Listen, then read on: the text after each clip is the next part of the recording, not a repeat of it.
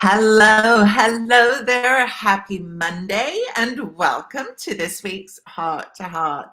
I'm your host, Karin Del Maestro, your health and transformation coach, breast cancer, BRCA2 thriver, and I'm here because I specialize in helping breast cancer survivors to get their energy and their life back, but not their old life. I help you reimagine the path forward. Because you and I both know you're not the same person anymore.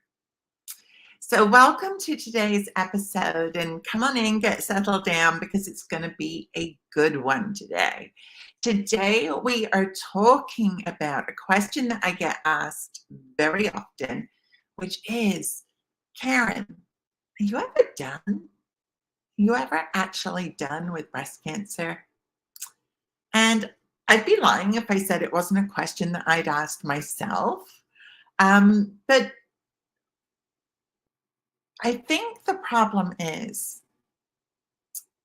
the way that we've been taught to view breast cancer and treatment is a little different than the reality, right? Because as soon as you are diagnosed, and I know certainly as soon as I was diagnosed, we go into survival mode. Literally, we are fighting for our life, right? And your survival mode could be fight. You've probably heard of fight or flight, but there's also a couple of others, which are freeze and fawn. So if we're freezing, we're feeling paralyzed, right? Emotionally, physically, just paralyzed, like more than you can cope with. If it's fawn, we are focusing our energy on others, fawning over others, focusing everything outside. And so as soon as we are diagnosed, we tend to automatically go into one of these stress responses: fight, flight, freeze, or fawn. Let me know which one is yours. Mine is actually a combination. I tend to go into flight and freeze. Flight when the stress isn't too much, flight and freeze when it becomes too much. Now, what happens, right, as soon as we're diagnosed, we kind of go on this journey where we are being guided by our medical team, right? Our hand is held every step of the way. Okay, you're going to do this, and then you're going to do this, and then you're going to do this, and then you're going to do this. And we're being guided. And yes, of course, we have a voice in that. But it's like there's always a next step. Now you're going to do this test and then wait for the results. The worst part, right, is that waiting. But I think one of the biggest things that keeps us going is this thought, well, it's not forever. When I'm done with active treatment, I'm going to be done. And that date for so many of us just becomes the point that we have to get to. So everything that we focus on is that date, that end point. Okay, I'm going to be done then. I'm going to be done. We might be telling ourselves, this too shall pass. This is just a period, and then I'll be done. We're hearing things from people like, you've got this. You're so strong. You're going to be done. And if you're in treatment right now, this might be something you're experiencing, right? You've got what you are viewing as an end in sight. Your medical team is saying this is your end in sight. If you're living with metastatic breast cancer, obviously that looks different, right? So we've got this date in mind. This date where we feel like we're going to be done, and nobody's telling us anything otherwise, right? And I know for me, that looked like it was my final surgery. It's 6 altogether in 2 years. And I was sitting in my plastic surgeon's office, the white crinkly paper like stuck to the back of my thighs, because I started to, as soon as I'd had my hysterectomy, I would have, and was thrown into surgical menopause, I would have hot flashes when I would go in to see the doctor. This case was no different, right? So the crinkly paper stuck to the back of my thighs. And She comes in, she takes a look, I've got the pink gown draped around my shoulders, my bare chest peeking out. And she said to me, Karen, everything looks great. You're done. I'll see you in 3 months. I'd gone into this appointment thinking I would be jumping for joy, celebrating. I'm done. Yes. My husband was with me. We thought we'd be going out for dinner afterwards. But instead of that joy, instead, what I was feeling, and I was really confused because I certainly wasn't feeling what I saw so many people on social media doing. Happy, ring the bell, signs, jumping. I wasn't feeling that at all. In fact, what I felt was terrible fear, uncertainty. I was exhausted, super emotional. In fact, I was doing the ugly cry in her office. And I even grabbed hold of her and gave her a hug and said, I'm not ready to break up with you yet. Suddenly, being done felt terrifying. Terrifying. I was like, what now? I felt like I was still on a high wire, but my safety net had been ripped out from under me. And let me know if you experience something similar. If you're on, pop in and say hi and let me know. Was this your experience too when you were done with active treatment? Everybody's expecting you to jump back to your pre-cancer life. As soon as you're done, there's this expectation, this pressure we put on ourselves, external pressure that other people put up. Come on, you're done. Get on with it. Get on with your life. In fact, I remember the doctors saying to me, Karen, just go back to life as normal. I was like, are you kidding me? But I don't feel normal. I don't feel like I can do that anymore. And it also, this feeling that the old life just didn't fit who I was anymore. My priorities had shifted. My focus had shifted. My realization of who I am had shifted. And you may experience all of these things. I want you to know that you are not alone. So if you're here saying, what's next? What actually ended up happening to me was that's when I made the decision to shift my entire coaching practice. And I've been working in health and wellness for over 20 years. And I said, I don't want any other woman to feel what I'm feeling right now. I don't want anybody else to feel like they have to snap their fingers and just be done when they're not feeling like that at all. Because what is rarely talked about is the fact that over 80% of breast cancer survivors suffer from PTSD. Let me say that again. Over 80% of breast cancer survivors suffer from PTSD. What we have been through is a trauma. We have had the thought, am I going to die? We've lived in survival mode for months or possibly years, literally trying to survive. So are we ever done? No. No, I don't believe that we are ever done. This becomes part of our story.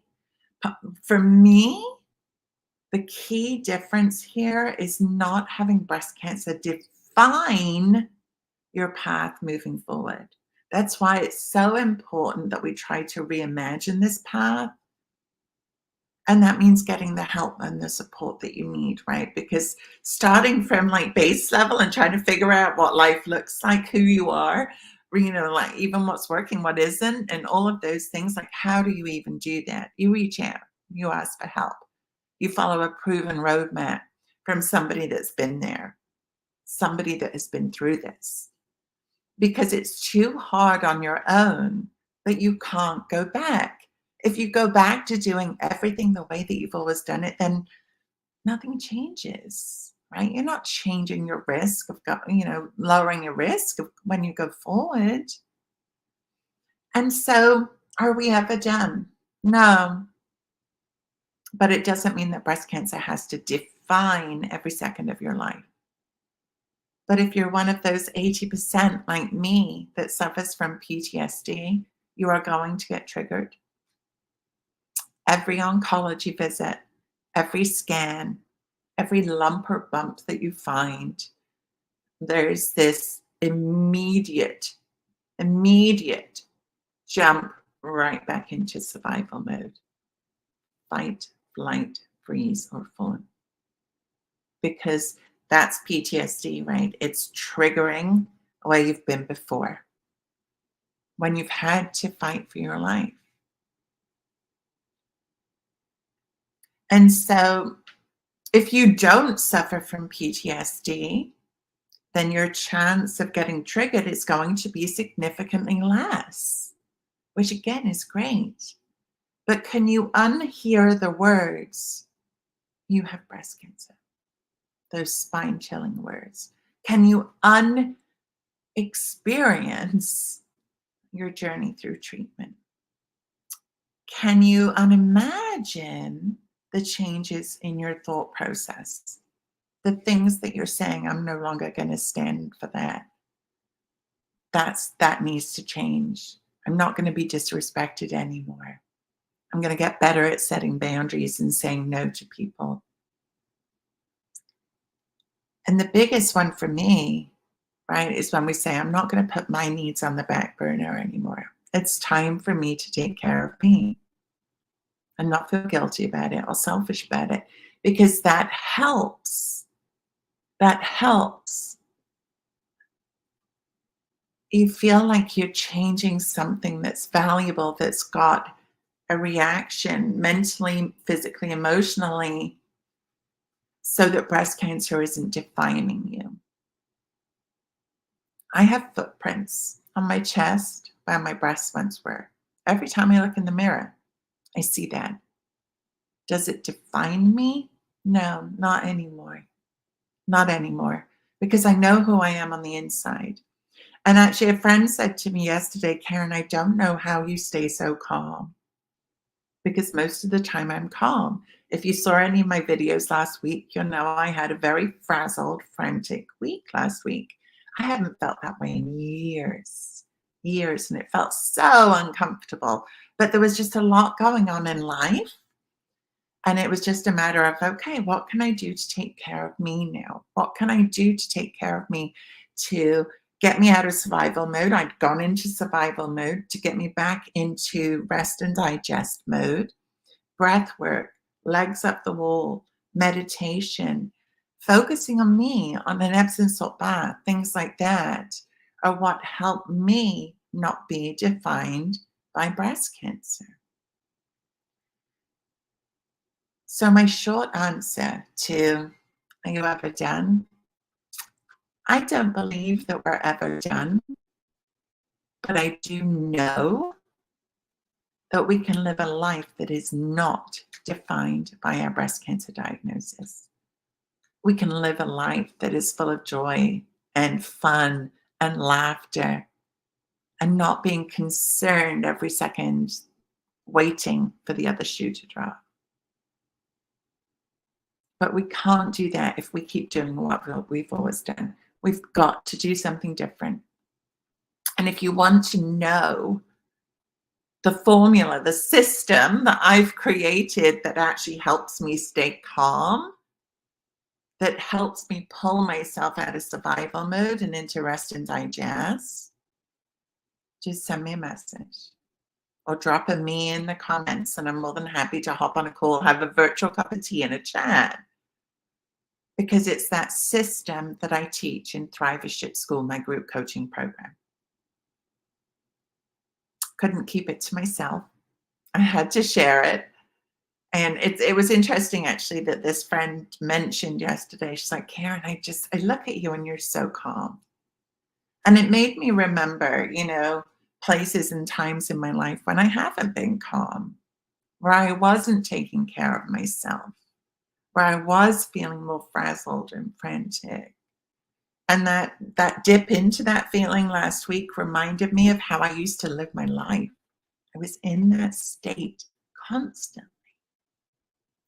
And I don't want you to feel like that. I don't want you to feel constantly like your head is spinning, like your heart is pounding, like you just sleepwalking through life doing what you've always done because you don't know how to do something different. I'm here to help. I'm here to support. And if you're not yet, if you're watching this and you're not in the Healthy Living After Breast Cancer Facebook community, the link is in the description around this video, because that's a great place to come into my community and hang out with over 1,600 other women who are just like us, who are looking for that path forward. And it's not that we're not real. We are. I'm always honest. I'm always open. I'm always real. But I'm also optimistic and knowing that the future does not have to be defined by 4 words that we heard. It can actually become an opportunity to turn your life around and do things differently in a way that works, in a way that fits who you are today, because we do change. And that's okay. It's not, change is not bad, but it means that it might not be easy. It might feel uncomfortable, and that's okay, right? It's how we grow in life. So, are we ever done? I don't think so. I would love to see a day where we don't get anxious when we've got an oncology visit coming up, or we don't get anxious when we're going for a scan or blood work. I would love to see that day. And if I find the magic pill, I will share it with you in an instant or wave a magic wand for you. But in the meantime, when we don't have that, it's about how do we get ourselves out of that survival mode thinking and take care of ourselves and our health and our well-being so that this disease doesn't define who you are. It was just part of the journey. As I say, cancer came, it borrowed my body for a while, and now thankfully it's gone. That's how I look at it. And I'm grateful to my body, my vessel that carried me through that. And so it's just a different perspective. So I hope this was helpful today. If you're going through breast cancer right now, I'm sharing this in the hopes that it doesn't feel upsetting, that you're not done on that day, rather to manage expectations for yourself and for others. And obviously we're all different, right? Depending on our treatment, depending on lots of things. But this is more often the case where after treatment actually can feel almost harder than treatment was, because that clear roadmap isn't there. That hand holding every step of the way isn't there unless you reach out for support from somebody that can help. So as I said before, if you're not yet in the Healthy Living After Breast Cancer Facebook community, click the link around this video. Make sure you join that. It's your tribe. We're your people. And it's an amazing, amazing group of women who lift each other up, who support each other on the dark days and celebrate the wins every step of the way. And if you want to sit down and have a virtual cup of tea with me, just drop me in the chat below or reach out via a direct message. And I would love to chat and get to talk and know more about you, your story, your struggles, and see if perhaps I might be able to support you reimagine this path forward. Okay. Thank you so much for watching. I hope this was helpful in helping to manage expectations, helping you understand that maybe what you're experiencing is more normal than you thought it might be. And to know, most importantly, you're never alone. Once you're in my orbit, you're never alone. Okay. That's it for today, guys. Have a wonderful rest of your day, and I will see you next Monday, noon Eastern time, for another Heart to Heart. Bye for now.